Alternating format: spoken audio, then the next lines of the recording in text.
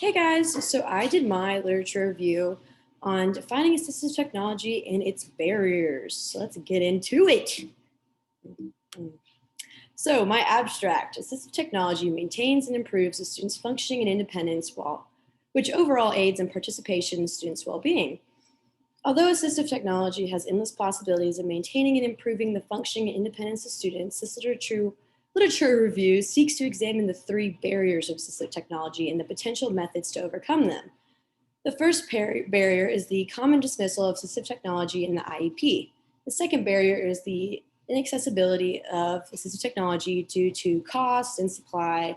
And the third and final barrier addressed is the lack of training provided to teachers, families, and students.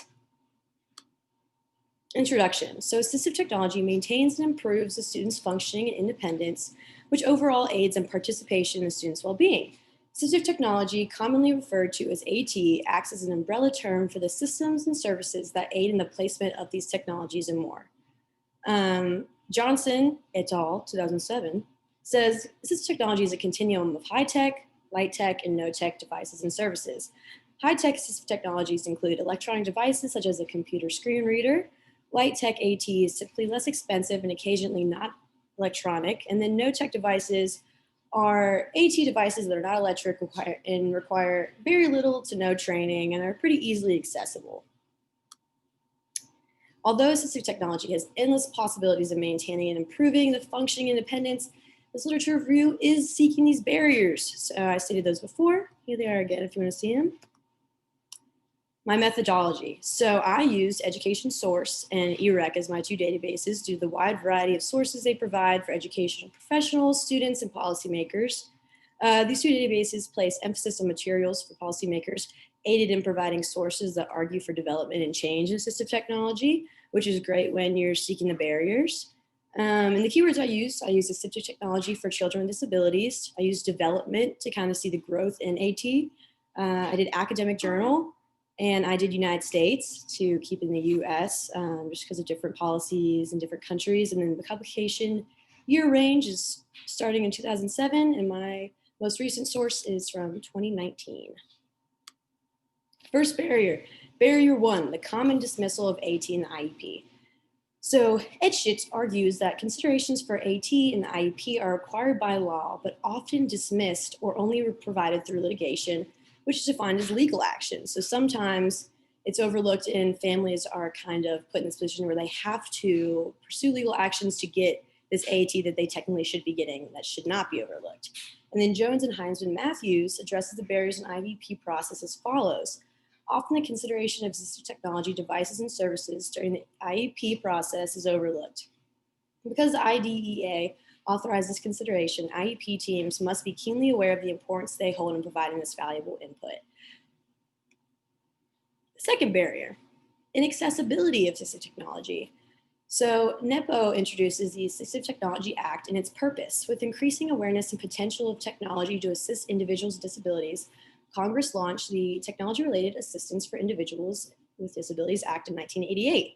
The purpose of this act was to secure the funds to support technology-related services for individuals with disabilities. So he's kind of talking about how this act in 1988 was made to secure funding for AT that might be needed in the classroom for students to learn, at the same level, reach a higher potential. And then King Sears and Ev Manova addresses teachers' considerations of AT and its cost and the effect in the classroom and the proper training for that AT that the teacher will need, or the parents might need, or the student might need. Even when technological devices are available, a lack of technical support can limit the use of these devices. Consequently, when educators select technology and integrate it into the curricular activities, they also must calculate the cost of technical assistance and support. So not only when considering assistive technology, you have to think about the funding for training for those teachers, other teachers, if the technology is being used in other classrooms, maybe even training for their classmates so they can, kind of be aware of why their peer is using this technology, that they're not different because of it, just kind of a better understanding so the parents understand what the student. So you do have to consider the training for it, because without training, it can make it a little more inaccessible. It can make people understand it as well. It can make it to where It's just not being used to the full potential that technology should be used for. And then the final barrier, lack of training for teachers, families, and students.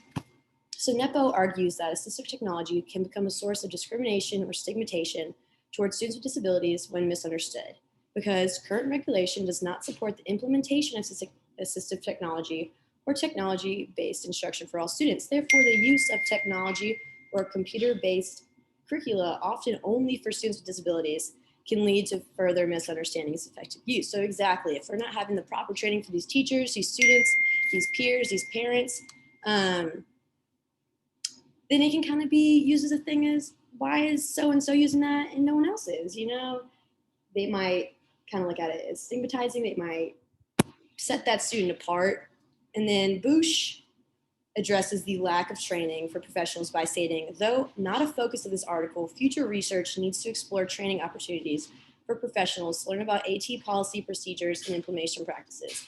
I like that because although that was not the point of the article, they did kind of feel the need to put that out there. And I think I would kind of argue a little further and say, you know, future research needs to explore training opportunities for professionals and parents and families and friends and just the general everybody. So conclusion, with the proper understanding and training, assistive technology is the most effective. Teachers are better equipped to integrate it in the classroom and in these students' particular curriculums.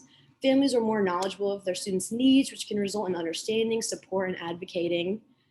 Peers are more aware and accepting of their peers and their differences. So that kind of, you know, eliminate that confusion that some younger students might have. And then the student with disabilities is included and their independence is improved, which is the overall, you know, motive of assistive technology. And then here are my references. Thank you so much for listening to my literature review presentation. And I hope you learned so much.